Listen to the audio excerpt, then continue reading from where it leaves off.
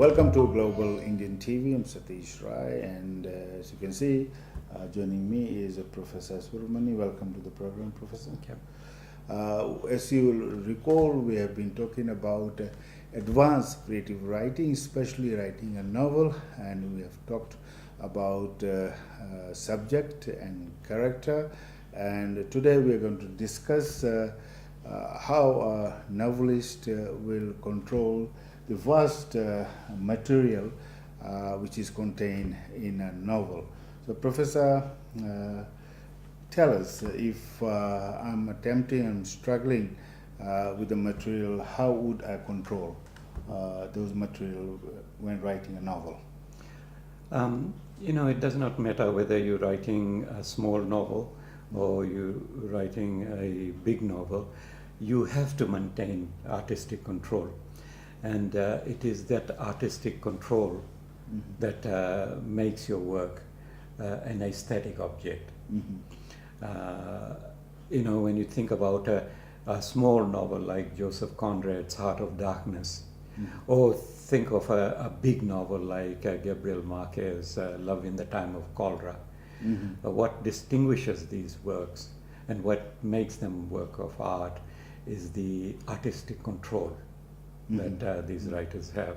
Yes. And there are a number of principles we can talk about, to help those people who are writing a novel keep these principles in mind, and it will be helpful for you to have control over your material. You can easily led astray because there's so much material, you can sort of lose perspective and go to an angle which maybe is not the right for the theme. Yeah, I think very often writers who are starting out, they get lost, and Yes. they don't know where they're going. Yes. So you mentioned perspective, and that is a very important principle. Perspective is the point of view Yes. from which the narrative unfolds, and you have to decide on the point of view or the perspective, because that will control what you're writing. That will define the boundary within which your writing will take place. You mentioned earlier, tell me where the train goes, Yes. for example. And that narrative is entirely from the point of view of a child. Yes. Yeah. And that defines the experience in the short story. A short story is a very good form to try out, how you can control your material. Yes. Because it is short, and everything that you say has to be in the right place. Yes. You can't have extra characters, you can't have subplots, you just got to be focused throughout. So in that particular short story, everything unfolds from the point of view of the child. Yes. And there is nothing in the novel that is beyond the experience of the child. Yes. For example, there's a lot of activities going on in the adult world, and the child doesn't understand. Yes. And that remains unexplained. It kind of creates a sort of mystery, and the writer doesn't try to explain Yes. what Yeah. is going on, and he lets it be. And I think that is also a good strategy, although it may be a problem for the reader, because it kind of creates a puzzle for the reader. But if the reader thinks this is a worthwhile story, he will reread it. And when he rereads it, he will begin to see Yes. Yeah. that it is written from the perspective of a child. Yes. And what the child feels and what the child sees is what is in the short story. Now, this novel is a big novel, and it's written from the point of view of a subaltern beggar woman. Yes. And the writing remains within the range of her experience. Okay. Now, I want to ask you, do you think about these matters of point of view and perspective when you're making your films? Not really. As you know, I don't have this literary background, academic background. So what I write is from my own perspective, what I've learned through my own effort. But I do have the whole novel or whole screenplay in my head, and I let the story be told by the principal characters. They tell the story, and so it is not my point of view as a writer, but it is point of view the story move forth with the principal characters. No, I think that is perfectly legitimate to be working instinctively, and sometimes instinct is very, very important. Yes. It's always helpful to keep the theme in mind. Yes. You know, the theme is what you want to say, and I usually formulate it in terms of a sentence. And if you have that sentence in front of you, that helps you to control. You remain within the theme of your novel or your short story. For example, when you speak about theme, I'm reminded of the spine of a story. And we watch a lot of films. I watch a lot of Bollywood films, and they divert from the theme, the spine, and so many other stories take over, and very difficult to come back to the spine of the story of the film, and that's when I lose interest. So that's why I think the theme and the spine is very important. Yeah, I think that is, Bollywood has its own genre, and they digress endlessly, very much like the great epics, Ramayana, Mahabharata. They keep digressing, and then in the end, suddenly they realize the movie has to come to an end, and so they bring the movie to an abrupt conclusion. They do. That's why most of those movies don't have aesthetic appeal. Yes. Yeah. You might see segments of it, enjoy them, like for the dance and the song and so on. Yes. Yeah. And the decor, but aesthetically they don't satisfy. And recently, I've read a few of the books written by some Fijian amateurs, and I see same sort of mistakes made by these amateur writers. That's why it's so important for I think the new writers or struggling writers to follow what you are saying at the moment. Well, if you keep the theme in mind, Yes. and formulate the theme in terms of a sentence, Yes. and keep it in front of you, then you will be working within that theme, and your work will gain thematic unity. Yeah. My theme in this big novel is encapsulated in the title of the novel, Fiji Ma, Mother of 1,000. Yes. It is a story of the evolution of female consciousness. Yes. Anybody can be a mother of your own children, Yes. but you become an extraordinary mother when you become a mother of 1,000. Yes. And this is when the female principle, gains something from the earth itself. The earth supports millions, Yes. Yeah. and a true mother who is of earthly character should be able to go beyond that in her spiritual evolution and extend love to the larger world. And this is what this story is about. We have all reached a certain stage in our life in the evolutionary process. We have become human beings. But where do you go from here? And the novel is suggesting that it is towards that kind of a spiritual evolution when you extend love and compassion to the rest of the world. I'm thinking you've made the beggar woman a very strong character, and I'm so interested at the moment to really read and see how this simple beggar woman has become mother of 1,000. So yeah, it's interesting. I'm eagerly waiting for the book. Yes, there are all kinds of events that take place previously. The beggar woman was one time, going to be a national athlete. Wow. But something happens in her life, and she does not succeed. But that failure doesn't stop her from growing and evolving.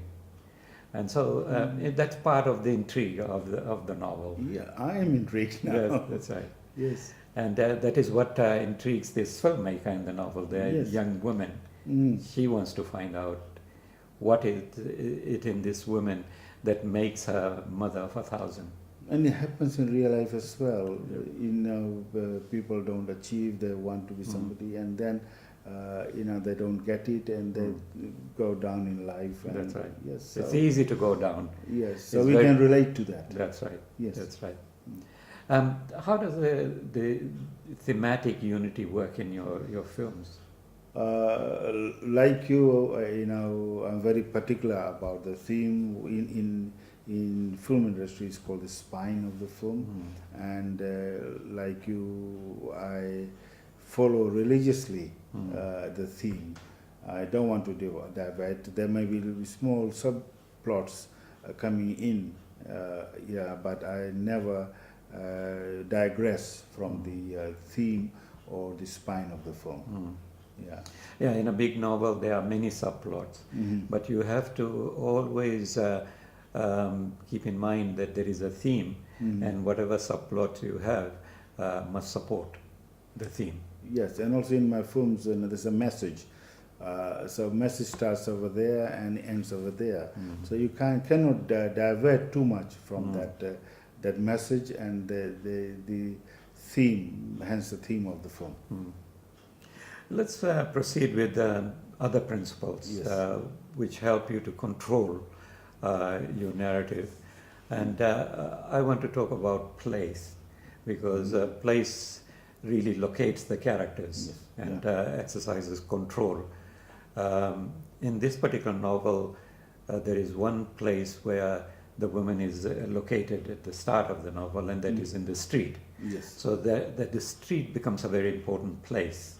Yes. I always want to evoke the place very strongly, and I admire films in which there is a strong sense of place. Yeah. And once you have a very strong sense of place, then you are able to identify with the place, with the characters, and so on. Movies like, for example, Mother India. Yeah. Why does it succeed? Because it is so firmly located in a place, and we know the goings on of that particular place. And Sholay, Surely, yes. yeah, in Sholay, the place is almost like a character. Of course, Ramgad, how can you That's forget right. that? Yes, Yes. it has become etched in our memory. Yes. So in this particular novel, the street is an important place, and from that street, from the place where this beggar woman is placed, she is able to see history unfolding. She is able to see all the intrigues that are going on in the street. She is able to see the marches. She is able to see the coup, and it is all becomes part of her consciousness. And it's one of the most important Yes. streets in Fiji, That's right. Yes. where she's located. So she is able to see what others won't be able to see, because on a street we keep moving from here to there, but this woman is located in one spot, Yes. and she is able to see. It's like a camera today. That's right. That's right. So that was a strategy that I stumbled upon, and I liked. But there are other places where she had lived, where she was born, where she was married, and so on. Interesting thing about this novel is that each chapter is named after a place. Place. That is how important place is. Yes. And you'd be interested, the final place where she ends up is Shantytown, and it Yes. is called Cuckoo State. That in itself is very intriguing and revealing, and I would like to know why, when I read the novel, is why she ends up in Cuckoo State. Well, Cuckoo State can be interpreted in so many different Yes, ways. Of course, yeah. But it is Cuckoo State where she regains her sanity. So it is opposite of what. Yes. It's paradoxical, Yeah. And that place had to be researched, and when you're doing places, you have to look at the places very closely. You have to do some research and find out how socially, economically, and politically a particular place works. Yeah. And do you do research as far as location and place is concerned? Yes, I pay, like you, I pay a lot of attention to the place. And my last film, Ekbal, The Unforgettable Moment, is placed right here in Liverpool. And Liverpool itself is very symbolic because it's got the largest concentration of Indian Fijians in Australia. And that's why, and I've lived here for many years, know the place, I know the people, and that's why I chose Liverpool and placed my character. I, in fact, brought the character from Brisbane and placed him in Liverpool, and then another character, the principal character, comes from Brisbane, and that's he discovers this the main character over here. Yes, it's for me it's very important as well. Yeah, as I said, that I like films that have a strong sense of place. Yeah. The other principle, finally, is time. Yes. And we all know about these things. We know that time, place, character, they provide unity. But you don't dispense with these because they're always there. Whether you're making a film or you're writing a novel or a short story or a play. In my novel, Fiji Ma, I took a large span of time, and that again poses a problem of control. It does, yeah. Because it is a lifetime story, and so many things happen to people.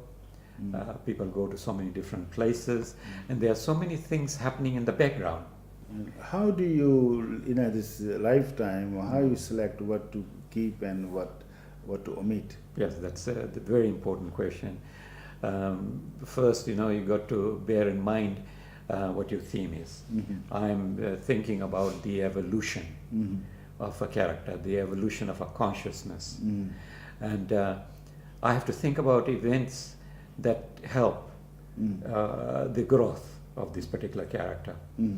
And so I have to pick the seminal events, the key events, which contribute to her evolution as a person.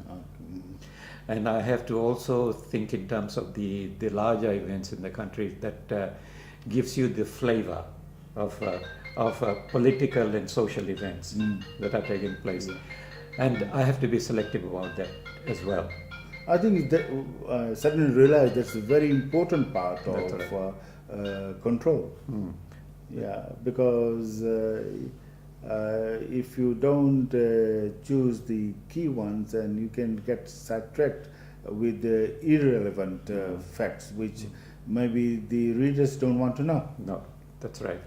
And with a large novel like that, you got to keep things in focus. Yes. And what provides you the focus is what you want to say. Yes. And you should always think in terms of ultimately what are you going to say. Yeah. So I think we're coming to an end of this segment. We don't want to overload you with the information in one segment, but I will request the professor just to summarize for viewers what we have discussed in this segment, and then I'll request him to let us know what we're going to discuss in the fourth and the last segment. We have been talking about control, and every writer, whether you're a short story or a writer or a playwright or a novelist, you would be pose this problem of controlling your material. How do you control your material? Now, there are some conventional strategies, and you should not dispense with them because they're conventional. They're very helpful. And these principles are to think in terms of the point of view, the perspective from what you're writing. You have to think in terms of the theme, which should be captured or summarized in the title. And if you can find a very suitable title which will summarize your work, and that is great. but it's not always very easy, to find a suitable title. And then the traditional unities of place and time. You have to keep those things in mind, those principles in mind. You must always evoke place, and I always like working with imagery, and images always evoke a particular place. And time is very, very important, because there is a lifetime involved in this particular novel, but I have to convey that within certain number of pages. And that means that I have to select the important events, what happens, keeping always the theme of the novel in mind. Thank you, Professor, and we hope that you find this useful. And finally, before we end this segment, Professor, what are we going to discuss? We haven't talked about language, and in our discussion of introductory creative writing, we talked a great deal about language, but let's talk about language from the point of view of a novel. Yeah, to get to know more about language and novel writing, you'll have to wait until the next segment, and until then, it's a goodbye from Professor, and it's a goodbye from Ms. Satish Rai.